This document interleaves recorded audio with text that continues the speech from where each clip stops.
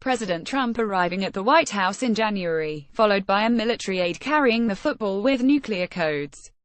Stephen CrowleyThe New York Times. Don't say that we weren't warned. In a September 2015 speech before the National Press Club in Washington, the Louisiana governor and Republican presidential candidate Bobby Jindal said Donald Trump is dangerous. But not in the way you think. Many people think he's dangerous. They say, well, you wouldn't want somebody like that with such a hot head with his fingers on the nuclear codes. And yeah, that's certainly true. That's not the real danger. The real danger is that ironically Donald Trump could destroy America's chance to be great again. During the second Republican presidential debate that same month, the CNN anchor Jake Tapper referred to Jindal's concern about Trump and the nuclear codes, and asked Carly Fiorina, would you feel comfortable with Donald Trump's finger on the nuclear code? As Fiorina hemmed and hawed, deflected and redirected, doing anything not to say what everyone knew, that Trump with the nuclear codes was a horrible idea. Jeb Bush also cowered when the question was put to him.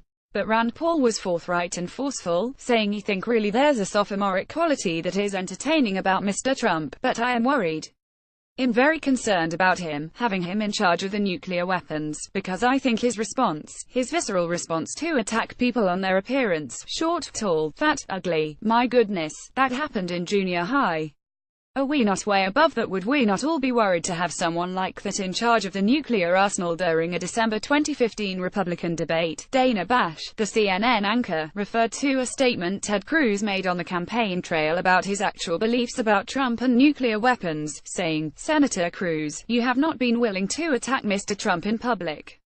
She continued, "But you did question his judgment in having control of America's nuclear arsenal during a private meeting with supporters." Hillary Clinton warned during the campaign, in a foreign policy speech in June 2016, "This is not someone who should ever have the nuclear codes, because it's not hard to imagine Donald Trump leading us into a war just because somebody got under his very thin skin." In July 2016, Tony Schwartz, Trump's ghostwriter for his best-selling memoir The Art of the Deal, revealed to The New Yorker, "I feel a deep sense of remorse that I contributed to presenting Trump in a way that brought to him wider attention and made him more appealing than he is."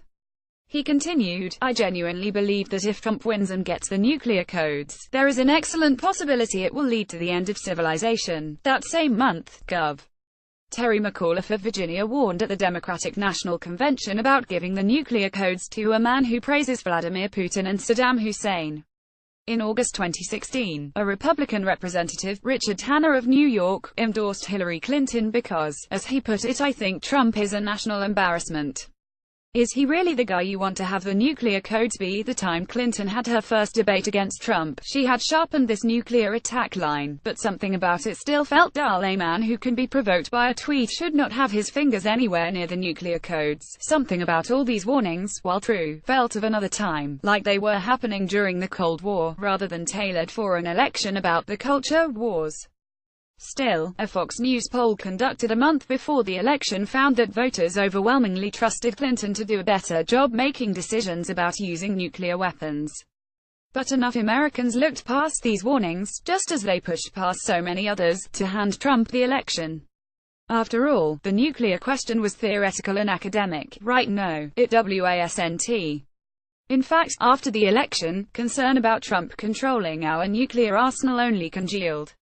The worry is so real that in January, a Democratic representative, Ted Lieu of California, introduced the Restricting First Use of Nuclear Weapons Act, which is designed to prohibit the conduct of a first-use nuclear strike absent a declaration of war by Congress. In May, the Washington Times quoted Senator Ed Markey, Democrat of Massachusetts, as saying, "We do not trust him with our nuclear weapons arsenal and we do not want him to use nuclear weapons first in the North Korean standoff, not just there in Korea, but all across the planet." The article also quotes Markey as saying of Trump, as his comments become more erratic and inconsistent on the use of nuclear weapons, "We think it's imperative for the United States Congress to reclaim its constitutional authority to have the power to determine whether or not these nuclear weapons are used first against any country." Trump continues his war of words and measuring of egos with Kim Jong-un of North Korea.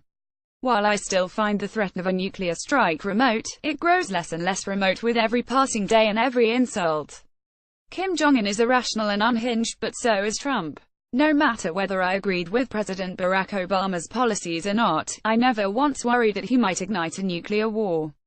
That assurance has now been removed. As my colleague Nicholas Kristof, who recently visited North Korea, said of the possibility of a war between our country and theirs, war is preventable, but I'm not sure it will be prevented. This is what Senator Bob Corker, a Tennessee Republican, meant when he talked to the New York Times last week.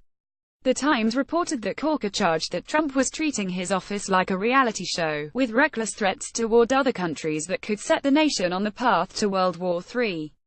Plenty of people tried to warn us about this moment, but not enough Americans took heed. To them, this was sky-falling hyperbole. The use of nuclear weapons was a thing of history in Hollywood. But it is ever so clear that the threat is urgent and real, and that the only thing standing between a nuclear strike and us is a set of short fingers that constantly type out Twitter insults. If all this makes you uneasy, good. It should. Also, welcome to the club.